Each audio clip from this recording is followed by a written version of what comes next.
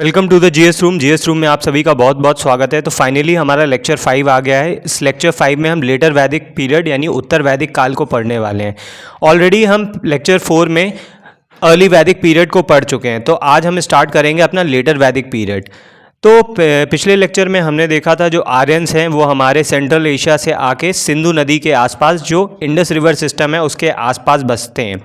Aryans basically हमने पढ़ा था ये ट्राइबल सोसाइटी थी, ये कबीलाई लोग थे, ठीक है, कबीले के लोग थे और ये फाइनली केवल इस वाले एरिया में ही कंसंट्रेटेड रहते हैं। लेकिन लेटर वैदिक पीरियड जब आता है तो ये जो आर्यंस होते हैं वो इंडस रिवर सिस्टम से निकल के गंगा यमुना द्वाब की तरफ मूव करना शुरू करते हैं। ऐसा होता क्यों है कि ये गंगा यमुना द्वाब की तरफ मूव करते हैं? क्यों करते हैं? क्योंकि जो ट्राइबल सोसाइटी है उसका नेचर चेंज होने लगता है।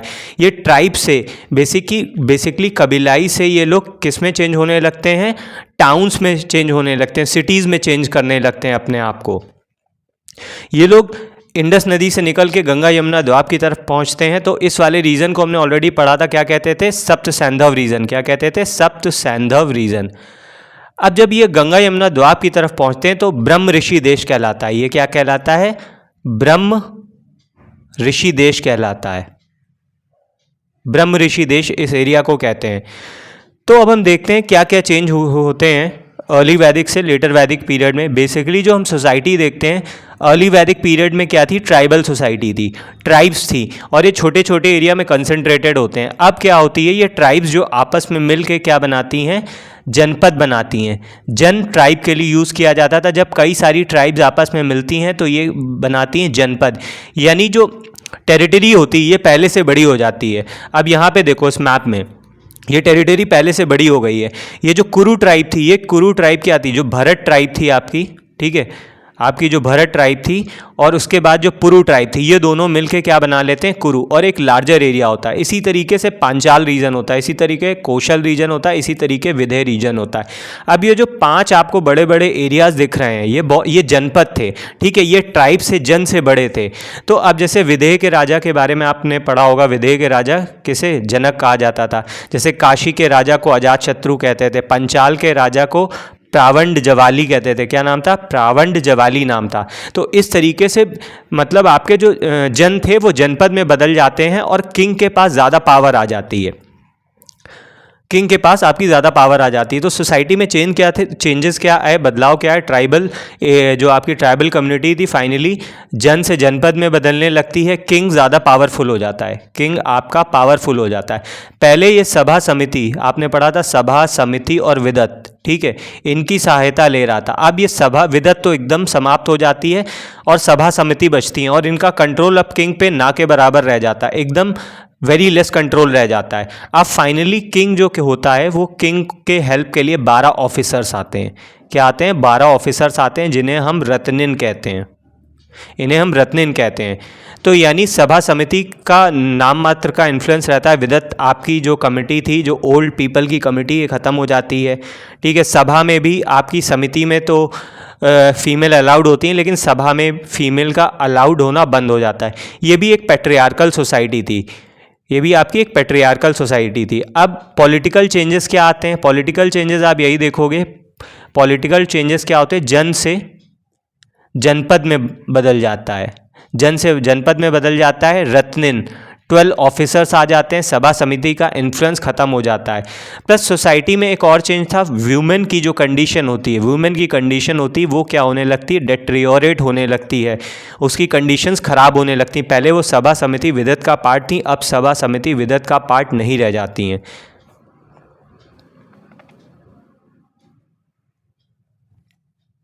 इसके अलावा हमारा जो सोसाइटी में वर्ण सिस्टम शुरू हो जाता है, वर्ण और आश्रम सिस्टम शुरू हो जाता है। आपने जो देखा था कि अर्ली वैदिक पीरियड में वर्ण सिस्टम था, लेकिन वर्ण सिस्टम किस पे आधारित था? वो बेसिकली आपके ऑक्यूपेशन पे आधारित था, वो कर्म पे आधारित था और रंग पे आधारित था। अब जो वर्ण सिस्टम होता है सोसाइटी में वो आपका बाय बर्थ डिसाइडेड हो जाता है, बाई बर्थ डिसाइडेड हो जाता है। स्टार्टिंग में आपके अर्ली वैदिक में आश्रम सिस्टम नहीं होता है, यहाँ पे आश्रम सिस्टम स्टार्ट हो जाता है। यहाँ पे एक आपका यज्ञोपवीत, ठीक है, यज्ञोपवीत ये संस्कार शुरू हो जाता है और महिलाओं का उपनयन संस्कार महिलाओं का बंद हो जाता है। अभी जाति सिस्टम हमारा शुरू नहीं होता है, जाति सिस्टम आपका शुरू होगा at the end of 600 BC के आसपास। अब देखो,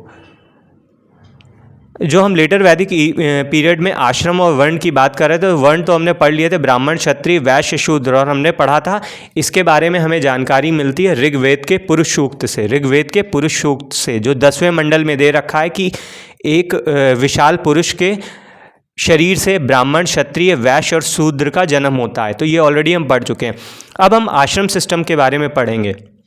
बेसिकली आश्रम सिस्टम में था क्या, लाइफ को एक एवरेज लाइफ 100 ईयर्स की कंसीडर करी जाती थी। उसको हमने 4 पार्ट में डिवाइड कर लिया, 25 ईयर्स, 25 ईयर्स, 25 ईयर्स और 25 ईयर्स। तो सबसे पहले था हमारा ब्रह्मचर्य आश्रम। बेसिकली स्टार्टिंग के 25 साल तक जो बच्चे रहते हैं, जो मेल चाइल्ड रहता है, वो आपका गुरुकुल्स वगैरह में पढ़ता है। उसके बाद नेक्स्ट 25 ईयर्स क्या होता है, वो फैमिली लाइफ अपनी लीड करता है, जितनी भी रिस्पॉन्सिबिलिटी होती है मैरिड होने के बाद उनको निभाता है। देन वो वानप्रस्थ में चला जाता है, अपनी स्पिरिचुअल जर्नी को स्टार्ट कर देता है 50 से लेकर 75 ईयर्स ऑफ लाइफ में। उसके बाद संन्यास आश्रम आ जाता है, मतलब वो सब कुछ छोड़ देता है और फाइनली मोक्ष की तरफ बढ़ता है। अब ये मोक्ष का कॉन्सेप्ट मैंने आपको बताया था, अर्ली वैदिक पीरियड में नहीं था। ये जो आपका कर्म, धर्म, अर्थ और मोक्ष वाला कॉन्सेप्ट, ये अर्ली वैदिक पीरियड में नहीं था। वहाँ के लोग भगवान की पूजा करते थे, नेचर की पूजा करते थे, बेसिकली वेल्थ मांगने के लिए और मेल चाइल्ड मांगने के लिए, क्योंकि वो ट्राइबल सोसाइटी थी जिसमें लड़ाई झगड़ा बहुत होता था। अब इन 3 आश्रमों का, ब्रह्मचर्य, गृहस्थ और वानप्रस्थ, इन तीनों आश्रमों का जो उल्लेख मिलता है, ये हमें छांदोक उपनिषद में मिलता है। किस में मिलता है? छांदोक उपनिषद में मिलता है। उसके बाद अगर इन चारों की बात करें, एक चारों का जो उल्लेख होता है, ये ब्रह्मचर्य, गृहस्थ, वानप्रस्थ, इन 3 आश्रमों का उल्लेख छांदोक उपनिषद में मिलता है और इन चारों का एक साथ लगाकर हमारा किस में मिलता है? जावालोक उपनिषद में मिलता है। ठीक है, तो अभी मोक्ष का कॉन्सेप्ट आ गया था, कर्म, अर्थ, धर्म और मोक्ष। फाइनली मोक्ष क्या होता है? लास्ट स्टेज ऑफ लाइफ होती है, जब ये तीनों आश्रम से क्रॉस करता है व्यक्ति, फिर संन्यास की तरफ जाता है जिससे उसको मोक्ष प्राप्त हो सके। अभी वैदिक लिटरेचर से पढ़ने से पहले हम क्या कर लेते हैं, रिलीजियस लाइफ देख लेते हैं। हमने सोसाइटी में चेंजेस देखे, ठीक है, पॉलिटी में चेंज देखे, रिलीजियस और इकोनॉमी चेंजेस क्या आए थे, इकोनॉमिक चेंजेस क्या आए थे, धार्मिक क्या बदलाव थे और आर्थिक क्या बदलाव थे। तो हमने पढ़ा था इंद्र पावरफुल देवता थे, लेकिन अब क्या होता है, इंद्र को रिप्लेस कर देते हैं प्रजापति। अब जैसे कई गॉड के नेचर में चेंजेस आता है, जैसे उस टाइम पे पूषण जो थे, ठीक है, वनों के देवता थे, अब वो किसके हो जाते हैं? शूद्रों के देवता हो जाते हैं। पहले वो पूषण थे, वनों के देवता थे, मतलब पेड़ पक्षियों पौधों के देवता थे, अब ये शूद्रों के देवता हो जाते हैं। तो इस तरीके से धर्म में भी आपका काफ़ी चेंज आता है, काफ़ी बदलाव आते हैं। अब ब्रह्मा विष्णु महेश का कॉन्सेप्ट इंट्रोड्यूस होता है। ये भगवान लाइमलाइट में आते हैं। इससे पहले इन तीनों का एग्जिस्टेंस नहीं माना जाता था, हम इंद्र को ही सबसे पावरफुल मानते थे। इसके साथ कई गॉडेस भी आती हैं, कई आपकी फीमेल डेटी भी आती हैं, जैसे दुर्गा होती हैं, सरस्वती होती हैं, ये आपकी ये डेटी भी आती हैं। इसके अलावा जब इकोनॉमिक चेंजेस देखेंगे तो अर्ली वैदिक जो पीरियड था वो कैसा था, वो आपका पेस्टोरल इकोनॉमी थी, मतलब पशुपालन था। लेकिन अब ये जो है एग्रीकल्चर इकॉनमी हो जाती है। एग्रीकल्चर इकॉनमी क्यों हो जाती है? क्योंकि at the end of 1000 BC में क्या होता है, हमारे आयरन की डिस्कवरी होती है। आयरन के साक्ष्य पाए जाते हैं। बेसिकली ये स्टार्टिंग साउथ इंडिया से होती है, फिर राजस्थान में मिलता है, वेस्टर्न यूपी में मिलता है। तो आयरन की स्टार्टिंग होने से क्या होता है कि हमारे जो टूल्स होते हैं, एग्रीकल्चर टूल्स होते हैं, वो उससे हम ज़्यादा इफेक्टिवली तरीके से, बेहतर तरीके से खेती को कर सकते हैं। तो जब हमारी खेती बढ़ती है तो फाइनली हमारी पशुपालन से हम एग्रीकल्चर की तरफ मूव कर जाते हैं। और यही एक कारण था, आयरन का यूज़ होने की वजह से युद्ध ज़्यादा होते हैं और किंग्स अपनी टेरिटरीज़ को और ज़्यादा ऑक्यूपाई कर पाते हैं। मतलब आयरन के टूल्स आपके बनने लगते हैं, हथियार बेहतर हो जाते हैं, तो युद्ध और भयानक तरीके से होता है और अच्छी तरीके से होता है, और जो किंग्स होते हैं अपनी टेरिटरीज़ को ऑक्यूपाई कर सकते हैं। इसके अलावा मैंने आपको एक चीज़ और बतानी है कि आपके जो किंग थे वो कई टाइप के सेक्रीफाइसेस करते हैं। रिलीजियस लाइफ में एक पॉइंट और है, कई टाइप के सेक्रीफाइसेस करते थे, कई टाइप की बलि देते थे, ठीक है, कई टाइप के यज्ञ करते थे। तो यहाँ पे सेक्रीफाइसेस, यज्ञ और बलि दोनों के लिए, तो animal sacrifices letter Vedic period में स्टार्ट हो जाता है, ठीक है। और कई सारे यज्ञ करते थे, जैसे राजा राजसूय यज्ञ करता था, ठीक है। उसके बाद आपका अग्निअष्टोम यज्ञ था, उसके अलावा आपका वाजपेयी यज्ञ था, उसके अलावा आपका अश्वमेध यज्ञ था, एक पुरुषमेध यज्ञ था अश्वमेध के अलावा।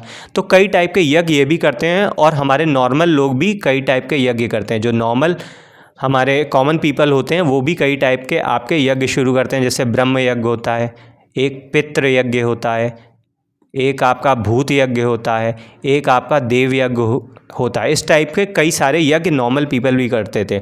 आपका जैसे मैंने बताया था, जो अश्वमेध यज्ञ था वो टेरिटरी ऑक्युपाई करने के लिए किया जाता था। उसमें क्या किया जाता था वो लास्ट वीडियो में मैं बता चुका हूँ। फिर राजसूय यज्ञ होता था, जो किंग का कॉर्नेशन होता था, ठीक है, किंग का कॉर्नेशन होता था, उस दौरान राजसूय यज्ञ किया जाता था। वाजपेयी यज्ञ में क्या होता था, एक घोड़ा दौड़ाया जाता था किंग्स और उसके अदर नोबल्स ऑफिसर्स के साथ, लेकिन हमेशा उसमें किंग का ही घोड़ा जीतता था, ठीक है। इस तरीके से कई सारे आपके यज्ञ होते थे। तो फाइनली जो हमारी अर्ली वैदिक से लेटर वैदिक की सोसाइटी चेंज होने लगती है। अब ये धीरे धीरे किस तरफ बढ़ रही है, रूरल से अर्बन सोसाइटी की तरफ, ये जो हमारा टाइम पीरियड है वो बढ़ने लगेगा। तो अब हम वैदिक लिटरेचर देख लेते हैं। अब वैदिक लिटरेचर को बेसिकली हम दो पार्ट में डिवाइड करते हैं, एक श्रुति साहित्य होता है, एक स्मृति साहित्य होता है। अब श्रुति क्या था, ये वो लिटरेचर था जिसकी नॉलेज ऐसा माना जाता है भगवान ने, स्वयं भगवानों ने, ब्रह्मा जी ने कई ऋषियों को दी थी, और ये ऋषियों ने एक जनरेशन से दूसरे जनरेशन उन्हें केवल बता के पास किया था, ठीक है, इन्हें कहीं भी रिकॉर्ड नहीं किया जाता है।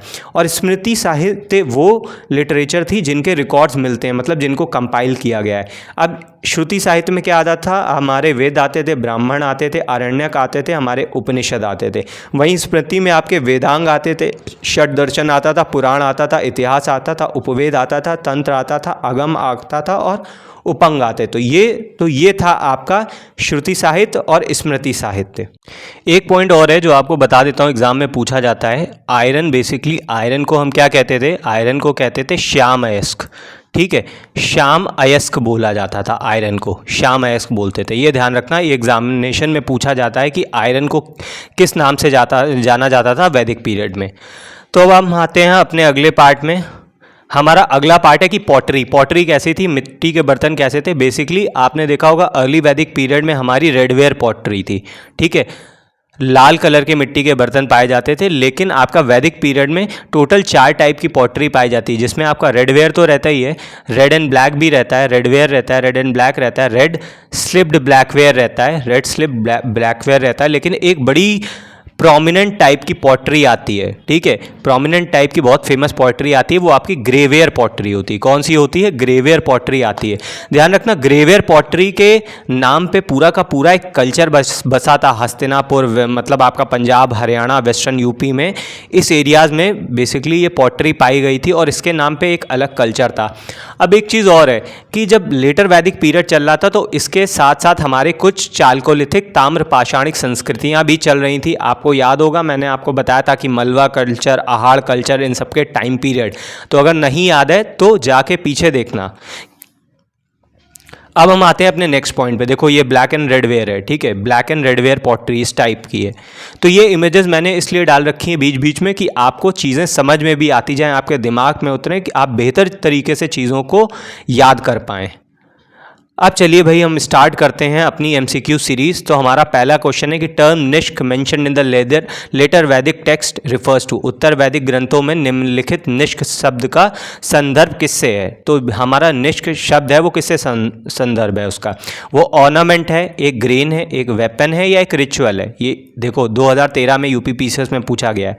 तो ये जो हमारा निष्क है ये हमारा एक टाइप का आभूषण था, ये हमारा एक टाइप का आभूषण था, ठीक है। चलो अब नेक्स्ट क्वेश्चन पे चलते हैं।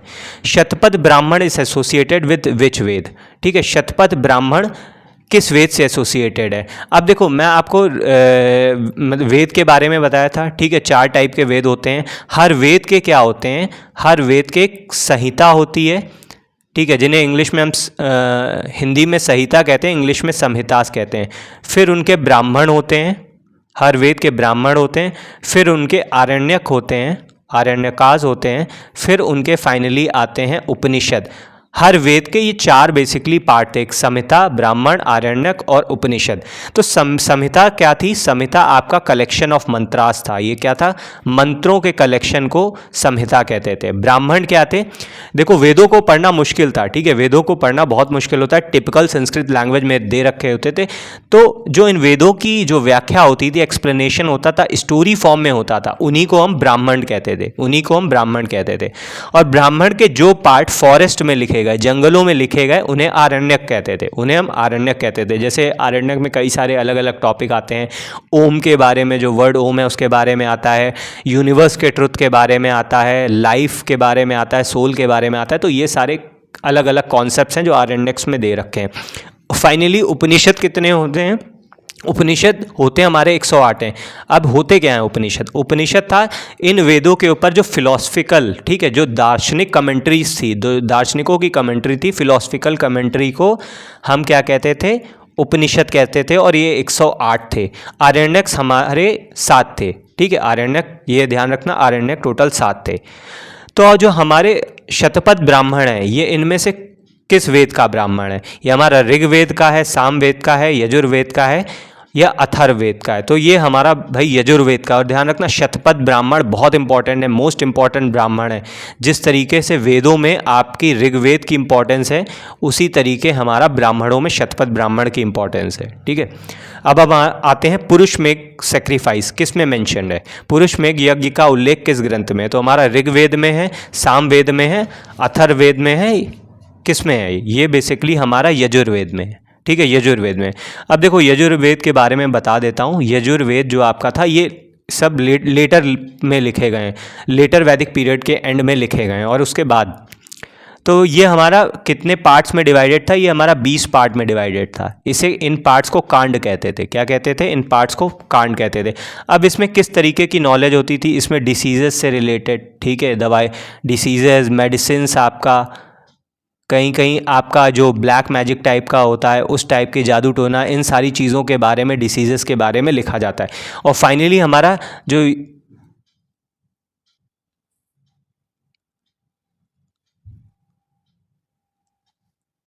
सॉरी, थोड़ा भावनाओं में जल्दी जल्दी बह गया था, मैं फ्लो में पढ़ाता चला गया।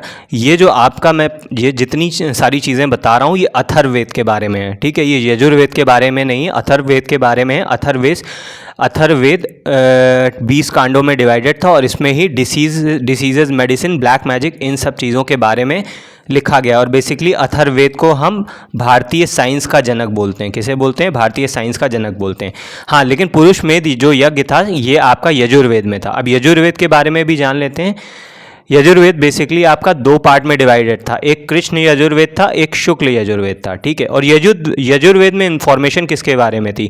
आपको नाम से पता चल जाएगा। जो आपका यजुर्वेद था, ये आपका यज्ञों से रिलेटेड था। किससे रिलेटेड था? यज्ञों से रिलेटेड था। और ये 2 पार्ट में डिवाइडेड था, एक कृष्ण यजुर्वेद और एक शुक्ल यजुर्वेद, ठीक है।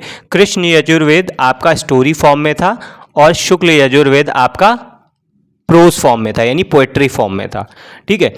तो आपका ये जो पुरुष मेध सेक्रीफाइस किस में मेंशन था? यजुर्वेद में मेंशन था। और यजुर्वेद के 2 पार्ट होते हैं, कृष्ण यजुर्वेद और शुक्ल यजुर्वेद, और ये आपका यज्ञों से रिलेटेड है। अब चलिए चलते हैं अपने नेक्स्ट क्वेश्चन पे। हमारा जो नेक्स्ट क्वेश्चन है, टर्म श्रौत सूत्र क्या था? श्रौत सूत्र किससे संबंधित है? ये आपका डोमेस्टिक रिचुअल से था, वैदिक रिचुअल से था, स्मृति लिटरेचर से था, या आपका पुराण लिटरेचर से था? बेसिकली जो हमारा श्रौत सूत्र है, ये आपका वैदिक रिचुअल से था। अब श्रौत सूत्र क्या था?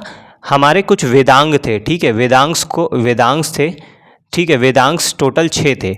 बेसिकली वेदांश आपके सूत्र को ही कहते थे। ये जो सूत्र थे, ये फॉर्मूले थे, ठीक है, यज्ञों को करने के लिए, वैदिक सेक्रीफाइसेस को करने के लिए आपके ये फॉर्मूले थे। तो उसी का एक पार्ट है श्रौत सूत्र। श्रौत सूत्र में यज्ञों को करने का तरीका लिखा हुआ है, ठीक है, यज्ञों से रिलेटेड कई फॉर्मूले, कई कोड्स दिए गए हैं। तो आपका जो श्रौत सूत्र था, वो आपका वैदिक रिचुअल से था। अब हम अपना अगले क्वेश्चन पे आते हैं, जो हमारा which Upanishad is known for the concept of neti neti? किस उपनिषद में नेति नेति की अवधारणा का उल्लेख है? तो नेति नेति हमारा छांदोक उपनिषद में है, बृहदारण्यक उपनिषद में है, केन उपनिषद में है, या ईशा उपनिषद में? तो बेसिकली ये हमारा बृहदारण्यक उपनिषद में है। तो ये हमारा बृहदारण्यक उपनिषद में। अब हम अपने अगले क्वेश्चन पे आते हैं। हमारा अगला क्वेश्चन है कि विच वेद कंटेन्स फेमस गायत्री मंत्र। इसको मैं लास्ट वीडियो में बता चुका हूँ। तो ये हमारा भाई ऋग्वेद था। मैंने आपको बताया था ऋग्वेद के तीसरे मंडल में गायत्री मंत्र का उल्लेख है। तो चलो यहाँ थोड़ा सा ऋग्वेद के बारे में पढ़ लेते हैं। देखो ऋग्वेद जो था सबसे हमारा ओल्डेस्ट ग्रंथ था, ठीक है, ओल्डेस्ट वेद था। अब इसके पार्ट्स को क्या बोला जाता था? इसके पार्ट्स को मंडल बोला जाता था, ठीक है। और इस तरीके के 10 मंडल थे, मतलब ऋग्वेद के 10 पार्ट थे, 10 मंडल थे आपके। और हमारा 2 से 7 तक मंडल जो था ये सबसे ओल्डेस्ट मंडल माने जाते हैं। और ये एक ही वंश के ऋषियों ने लिखे थे, एक ही वंश के ऋषियों ने लिखे थे, इसीलिए इसे ऋषि मंडल भी कहते हैं, ठीक है। आपका जो इसका फर्स्ट पार्ट था और 10th पार्ट था, पहला और 10वां मंडल, ये बहुत बाद में जोड़ा गया था। प्लस इसके जो पुरोहित होते थे, इनके पुरोहित को क्या कहा जाता था? इनके पुरोहित को होत्र कहा जाता था। अब यार जितनी भी इन्फॉर्मेशन मैं बता रहा हूँ ना, ये एग्ज़ाम में आ चुकी है, ठीक है, और ये फिर से आ सकती है। तो मतलब एक भी पॉइंट को ये मत सोचना ये सब ऐसे ही बता रहे हैं, ये बहुत इंपॉर्टेंट पॉइंट है। ये ऑलरेडी आपके कवर हो चुके हैं, प्रीवियस एग्जामिनेशन में आ चुके हैं और आगे भी एग्जामिनेशन में आ सकते हैं। तो ऋग्वेद के बारे में भाई हमारी इतनी जानकारी थी कि ऋग्वेद को 10 मंडल में डिवाइड करा गया। इनके पुरोहित को होत्र कहते थे। 2 से 7 तक के मंडल एक ही वंश के ऋषियों ने लिखे थे, इसलिए ऋषि मंडल कहते हैं। और पहला और 10वां था वो आपका ओल्डेस्ट था। इसके बाद मैं आपको सोम के बारे में बता चुका हूँ कि सोम का उल्लेख कौन से मंडल में होता है, पुरुष सूक्त का कौन सा उल्लेख में होता है। बेसिकली पुरुष सूक्त का 10वें मंडल में उल्लेख होता है। और उसी के पुरुष सूक्त में 10वें मंडल के पुरुष सूक्त में ही हम शूद्र के बारे में हमें जानकारी मिलती है, उसमें उस शूद्र वर्ड का भी उल्लेख होता है, ठीक है। अब अगला आ जाओ। अगला क्वेश्चन है हमारा, संहिताज आर पार्ट ऑफ वैदिक लिटरेचर। अभी मैंने आपको बताया कि संहिता किसका पार्ट है, आरण्यक का पार्ट है, उपनिषद का पार्ट है, ब्राह्मण्स का पार्ट है या वेद का पार्ट है। बेसिकली ये सब वेदों का पार्ट है। ये चारों मैंने आपको बताया था ना, वेदों के कौन कौन से पार्ट हैं। एक आपका ब्राह्मण है, एक आपका आरण्यक है, एक आपका उपनिषद है, ठीक है, एक आपका संहिता है। संहिता क्या था? जिन्हें संहिता कहते हैं, देज were the collection of Vedas, ठीक है, दे were the collection of mantras, मंत्रों और हाइम्स का ये कलेक्शन था, ठीक है। अब एक चीज़ और है, ऋग्वेद में 128 सूक्त थे, ठीक है, 128 सूक्त या 1028 हाइम्स से 1028 सूक्त या 1028 हाइम्स बोले जाते थे, ठीक है। अब हम अगला देखते हैं, ब्राह्मण प्राइमरली डील विद। ब्राह्मण मुख्य रूप से किससे संबंधित थे? तो मैंने आपको ब्राह्मणों के बारे में बता दिया था, ठीक है। फिलोसफिकल डिस्कशन से थे, रिचुअल्स थे, सेक्रीफाइसेस थे, हाइम्स प्रेयर्स थे या माइथोलॉजिकल स्टोरीज, ठीक है। ये जो आपका फिलोसफिकल डिस्कशन वाला, तो ये तो उपनिषद हो गए। Ritual and sacrifices, hymns prayers से तो ये आपका ऋग्वेद हो गया, ठीक है। माइथोलॉजिकल स्टोरीज यानी पुराण हो गए। तो ये आपका जो ब्राह्मण थे आपके रिचुअल एंड सेक्रीफाइसेस से रिलेटेड थे, ठीक है। देखो यार ऋग्वेद के बारे में बेसिकली मोटा मोटा जितनी इन्फॉर्मेशन हो सकती थी हमने पढ़ लिया था। अब किसी को एक्स्ट्रा पढ़ना है तो ऋग्वेद की 5 जो ब्रांचेज हैं उनको ढूंढ के लाना, ठीक है। ऐत्रे तैत्रे कुछ करके ऐसे 5 ब्रांचेज हैं, तो जिनको एक्स्ट्रा पढ़ना है वो इनको ढूंढ के लाना और कॉमेंट में जाके डालना, बताना कि भाई कितनी ब्रांचेज हैं, ब्रांचेस के नाम क्या हैं ऋग्वेद के। अगर थोड़ा सा पढ़ना है, यजुर्वेद के बारे में पढ़ ही लिया है कि हाँ, यजुर्वेद का एक वो रह गया है कि यजुर्वेद के पुरोहित कौन थे। यजुर्वेद के जो पुरोहित थे वो हमारे अर्धवर्यु बोले जाते थे। कौन बोले जाते थे? अर्धवर्यु, ठीक है, अर्धवर्यु बोला जाता था इनके पुरोहितों को। और मैंने आपको बता दिया ये कृष्ण यजुर्वेद था। कृष्ण यजुर्वेद और शुक्ल यजुर्वेद 2 पार्ट में डिवाइडेड था। अब कृष्ण यजुर्वेद के 4 पार्ट थे, ठीक है, तैत्रे, ऐत्रे, काठक और कपिष्ठल। और इसके 2 पार्ट थे। कौन कौन से 2 फेमस पार्ट थे? एक मध्याह्न दिन और एक कर्ण। तो अब और ज़्यादा जानकारी आपको चाहिए तो फिर डिटेल में जाके और पढ़िएगा। अब हमारा जो अगला क्वेश्चन है कि भाई मुंडका उपनिषद किस वेद को बिलोंग करता है? ऋग्वेद को बिलोंग करता है, यजुर्वेद को बिलोंग करता है, सामवेद को बिलोंग करता है या अथर्ववेद को बिलोंग करता है? तो भाई कमेंट करके बताना जिसको मालूम। तो मुंडका उपनिषद हमारा अथर्ववेद को बिलोंग करता है, ठीक है। ये 2020 में ये क्वेश्चन पूछा गया है। तो अथर्ववेद के बारे में मैं बता चुका हूँ, 20 कांड में डिवाइडेड थे। इसमें आपकी जो जादू टोना है, डिसीजेज हैं, बीमारियाँ हैं, वो सारे चीज़ों के बारे में डिस्कस किया गया है। अब ले दे के सामवेद बचता है, तो सामवेद के बारे में मैं आपको बता देता हूँ। सामवेद क्या था? ये म्यूज़िक से रिलेटेड था। सामवेद हमारा जो इस पूरा सामवेद का सोर्स है वो ऋग्वेद ही रहा है, ठीक है, ऋग्वेद के ज़्यादातर मंत्रों को, ज़्यादातर सूक्तों को एज इट इज़ सामवेद में उतार लिया गया, केवल 78 नए सूक्त ऐड किए गए हैं। ठीक है, बाकी टोटल इसमें आपके कितने वो हैं, अब आपको कमेंट करके बताना है कि इसमें कितने सूक्त हैं। चलो मैं ही कमेंट करके बता देता हूँ, इसमें 1549, ठीक है, 1549 सूक्त या हाइम्स हैं। ठीक है, केवल 78 नए ऐड किए गए थे, बाकी का बाकी ऋग्वेद से उठा लिया गया था। अब इसके पुरोहित को क्या कहते हैं? इसके पुरोहित को कहते हैं उद्गाता। क्या कहते हैं? उद्गाता कहते हैं। ठीक है, सामवेद म्यूजिक से रिलेटेड था और भारतीय म्यूजिक का जनक सामवेद को ही माना जाता है। अब इसके 3 ब्रांचेस थे, एक थी कौथमीय, एक थी जैमिनी और एक थी रणयनीय। ठीक है, टोटल 3 ब्रांच थी, ध्यान रखना, सामवेद की 3 ब्रांच थी और हर वेद के अपने उपवेद भी थे, उसके बारे में आगे बताता हूँ। चलो नेक्स्ट क्वेश्चन पे चलते हैं। अब जो नेक्स्ट क्वेश्चन है, epic Mahabharata is also known as, महाकाव्य महाभारत को किस नाम से जाना जाता है? बेसिकली भारत संहिता के नाम से जाना जाता है, जय संहिता पुराण के नाम से जाना जाता है। देखो भाई, जो महाभारत और रामायण ये हमारी 2 एपिक थी। 2 एपिक कौन कौन सी थी? एक रामायण थी और एक महाभारत थी। अब थोड़ा सा इसके बारे में जान लो। जब स्टार्टिंग में महाभारत लिखी जा रही थी तो उसमें 8800 श्लोक थे, तो इसे जय संहिता कहते हैं। क्या कहते हैं? जय संहिता कहा जाता है। फाइनली जब 24,000 श्लोक पहुँचते हैं तो इसको भरत संहिता क्या कहा जाता है? क्या कहा जाता है? भरत संहिता कहा जाता है। और फाइनली ये 1 लाख श्लोकों में कंपाइल होती है। 2 2 4 1 5, ठीक है, 1 लाख श्लोकों में जब कंपाइल होती है, 1 लाख श्लोकास, तब इसे हम कहते हैं महाभारत। ठीक है, महाभारत को ही पंचम वेद, इसीलिए इसे पंचम वेद कहा जाता है। इतना ज़्यादा वास्ट है, इतना ज़्यादा एलेबरेटिव है ये महाभारत। टोटल 18, ठीक है, 18 खंडों में डिवाइड किया गया, 18 पार्ट्स में डिवाइड किया गया और इसके एक पार्ट को क्या कहते हैं? ठीक है, इसके पार्ट को क्या कहते हैं? पर्व बोला जाता है। ठीक है, पर्व बोला जाता है इसके पार्ट को। जो भीष्म पर्व है ना, भीष्म पार्ट है, जो भीष्म पर्व है, तो उसमें ही आपको गीता का ज्ञान मिलता है। ठीक है, उसमें ही गीता का वर्णन मिलता है।